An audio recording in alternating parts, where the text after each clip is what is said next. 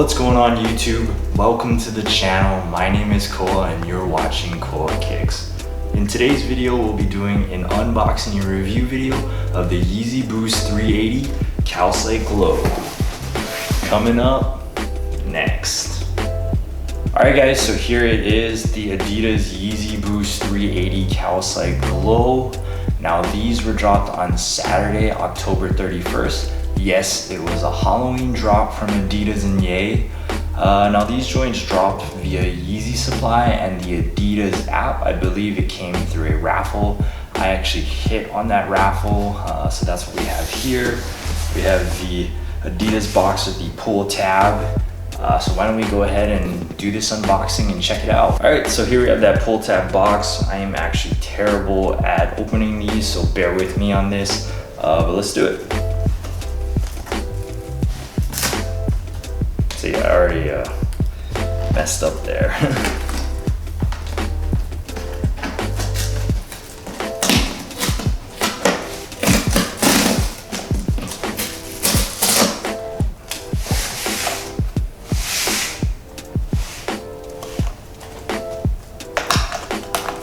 Yeah, I'm not a huge fan of these boxes. Kind of wish Adidas would just stick with the standard box. Oh, one more side.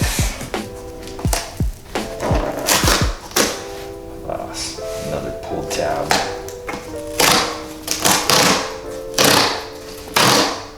All right, I think that's it.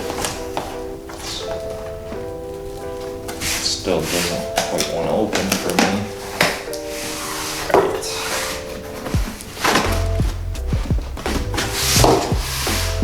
All right, here it is, 380, Yeezy Boost 380, made by Adidas, of course.